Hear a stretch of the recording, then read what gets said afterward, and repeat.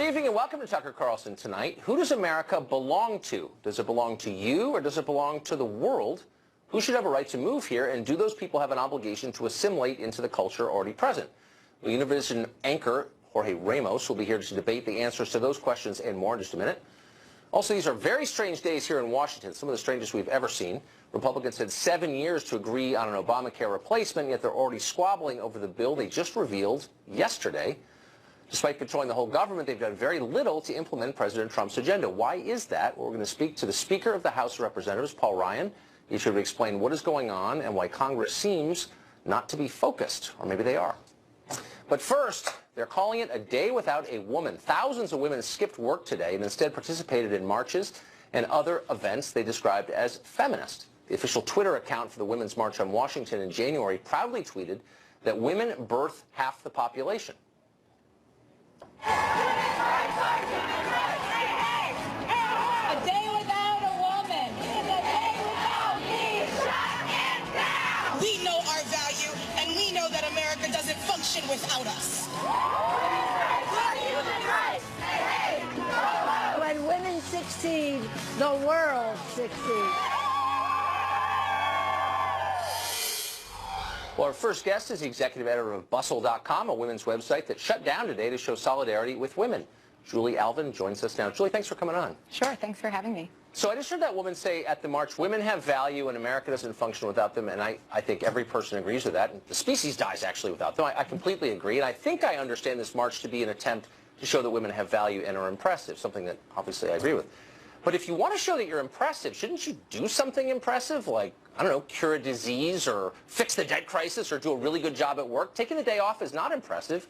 Anyone can do it. How does this make the point exactly? Well, I think that, the point of this is to show the impact that women have on the economy and that women have, in the workplace. And one of the best ways to do that is to show what it would be like if women were not present, if women were absent. I also think that, this wasn't a day where women were sitting around twiddling their thumbs.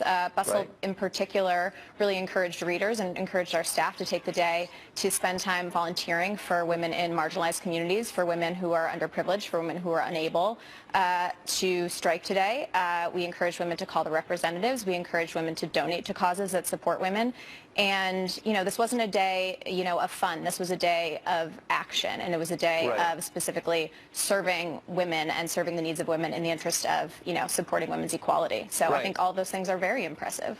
I mean, I can see that, but if the point is to show that women are needed in the workplace, and obviously they are, women prepared the show that you're watching right now, then why not do like an extra good job at work to show you're valuable at work? If you want to show people, boy, you couldn't live without me, then act in a way that makes them think that. I think that protests and strikes historically have been a way to show the impact that people have on certain workplaces and certain environments by being absent and by showing, if you're not going to value me as much as you should, if you're not going to pay me equally, if you're not going to, protect me from sexual harassment in the workplace, if you're not going to offer me paid leave, this is what it would be like if I did not participate in this economy in general. And sometimes the greatest way to show impact is to show absence. And I think that this is actually more effective than you're giving it credit for.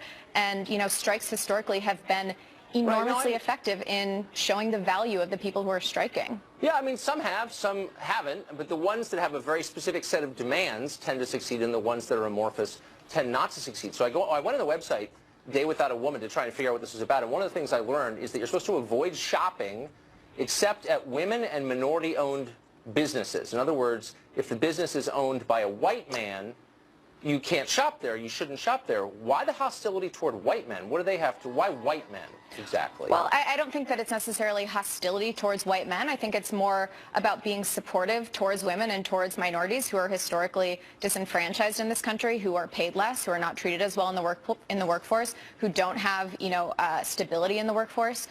So I don't think this is about punishing white men. I think that it is about supporting women and people of color. Well, sure. If you're boycotting white men, it's obviously an attack on white men. But that's not true, actually. So if you look at household median income, the top 3 slots are not white men. They're all people of color. I think the number 1 is Indians, and number 2 is Taiwanese, and the third is, I think, Filipino. So actually, white men are not making the most money in this country. I don't know if you've checked the numbers. So it's a little bit weird to say boycott white businesses, white male-owned businesses, when they're not the most successful. What is that about? I think that if you were to look at the statistics, it is largely white men that are positions of power as far as CEOs, as far as people in, power at various businesses, as far as people who hold the majority of leadership positions, who hold the majority of CEO positions for Fortune 500 companies. So, traditionally and historically and factually today, white men are in better positions when it comes to, workplace equality than... But that's not actually true. I mean, historically, yeah, I think that's right. But, if you want to speak historically, so the Department of Labor ranks this by ethnicity, and historically it was a country settled by British settlers. So if you run down the list, British Americans, English Americans, the number 41 for income. I'm not saying, white people aren't successful. They are, but it's much more complicated than that. And so why not acknowledge that, I guess? I think that we're kind of getting off of the point here, Tucker. I think that the point of today is about women's equality, and if we're talking about where women stand in today's economy, right. The U.S. is 28th best as far as gender equality goes in the world. They're 60th best as far as gender empowerment goes for women in the world. So, right. Maybe I can appeal to your patriotism on this point. I don't want the U.S. to be 60th best in anything or 28th best in anything. Well, I don't either, I want us to be the best at this. It depends what the measurements are. I mean, come on. Well, anything depends what the measurements are. These are from the World Economic Forum is the statistics that I'm stating. But I mean, what does that even mean? But I'll throw it out for you that I think is interesting. So for younger women entering the workplace, there was a recent survey done in the 150 biggest cities in the United States, and in 148 of them, young women in their 20s entering the workforce made more than their peers, their male peers. So things are changing. I mean, boys graduate from high school at lower rates, from college at lower rates, and young men, unmarried, childless young men, make less in cities than comparable women. So, that's good. You should be happy about it, right? Well, I think that there's absolutely progress being made. I will not deny that at all. Those are things that I'm very excited about. Were you aware I think if you were to look, yeah, I was aware of that. And I think that if you look at, the Pew Research studies, they actually say that while the gender pay gap is smaller, it's 93 to 100, it's still there. And I think that another thing that's an important point here is the fact that women typically encounter these sort of reductions in their access to higher paying positions and leadership roles at later stages in their career. So while they may start out equally... Can I say one thing? Okay, I know, but look, here's just the bottom line for me, and I don't have a lot of time, but I just want to get your reaction. All the women in my life, and I live with 4 of them, they're powerful, and the presupposition behind what you're doing is that women are weak, they're victims, they're put upon by men. That's not the experience of the women who I know. I don't think that we are saying that we are weak. I think that we're showing our strength today, and we're showing our strength in standing up for women's equality in general, and standing up for women who are not lucky enough to be able to strike today, and standing up for women. It's International Women's Day. There are 62 million girls worldwide who don't have access to education. We're standing up for all women, and so I love to hear that the women in your life are strong, empowered women, and that you respect them. I think that's wonderful. Yeah. But that might not be the case in all households, and that's certainly not the case in all countries. Julie, thanks a lot for coming on tonight. Thanks for having me. President Trump says he remains committed to his agenda of building a wall along the southern border and restricting immigration into this country. Just today, White House Press Secretary Sean Spicer was asked whether the president's insistence on a wall could imperil American security by getting an anti-American candidate elected in Mexico. Here's how he replied. This is a national security issue, something that, frankly, when he's discussed this with President Peña Nieto of Mexico, that there is a shared concern about drug cartels, drug trafficking, arms sales over the border. There is a shared concern for the respect of the border, because it means a lot to both sides. Whatever you think of President Trump's efforts, they may be supported by a majority of the public, a thin one, but still. For instance, a recent AP poll found that 52% of Americans believe the risks of admitting refugees outweigh the benefits, and arrivals should be restricted accordingly. Jorge Ramos is an anchor for Univision and one of the president's loudest critics on immigration. He joins us tonight from Miami. Jorge, thanks for coming on. Great to be here. Thank you. So at an event several weeks ago in February, you said this, and I wanted to ask you about it, and I'm quoting you. I'm a proud Latino immigrant here in the United States. You know exactly what is going on here in the U.S. There are many people who do not want us to be here and who want to create a wall in order to separate us. But you know what? This is also our country. Let me repeat this. Our country, not theirs. It's our country. Who's the us and who's the they? Whose country is it? This is our country. It is yours. It is mine, and it is ours. The interesting thing is that with the Trump administration and many people who support Donald Trump, they think it is their country, that it is a white country, and they are absolutely wrong.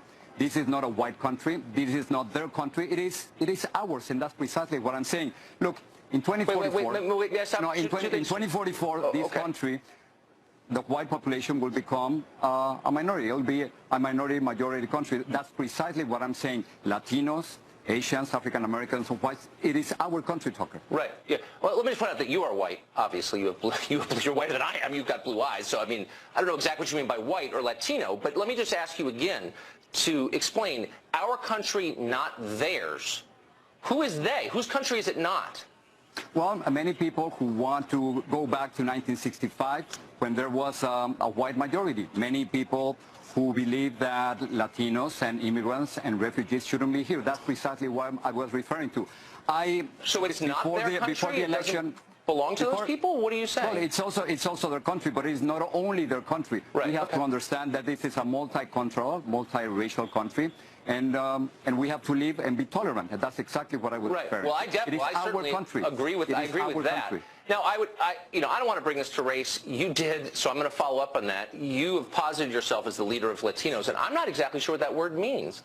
So Latinos seem to encompass, I don't know, German Guatemalans and Italian Argentines and Afro-Cubans and non-Spanish speaking Peruvians and, I don't know, blue-eyed rich Mexicans like you. What do those groups have in common exactly? Well, what we have in common is that mostly that we come from a region in the world, Latin America, and there are many differences. Many people call them Latinos, many people call them Hispanics. We tend to speak more Spanish at home than others.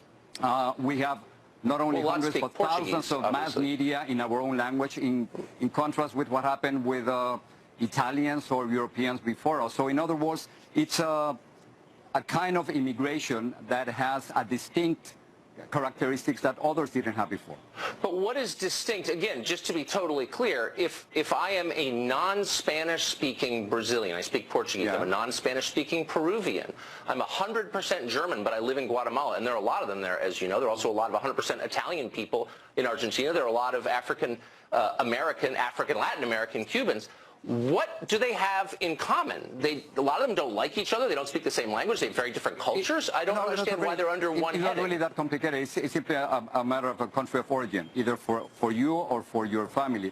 Again, most of us speak Spanish. Most of us come from Latin America. About half the Latino population, adult Latino population, are immigrants. So that's what differentiates us from other groups. But mostly has to do with the country of origin. That's okay. It still doesn't make any sense to me at all, but as a political matter, it makes a lot of sense because it allows people like you to say, I represent everybody on an entire continent, when clearly that's not true. Well, our conversation with Jorge Ramos continues in just a minute. There's a lot more ahead. Plus, the big push to repeal Obamacare began just 2 days ago, yet it's already in trouble. Talk to Speaker of the House, Paul Ryan, to see if the Republican Party's plan can be saved and find out whether Congress plans to act on the rest of President Trump's agenda, which it has not been acting on. Also, one guest who says today's women's marches and others like them expose American liberalism as exhausted, a sham ideology more interested in genitalia-shaped hats than human freedom. It's a fascinating position, and he'll explain it for us just ahead.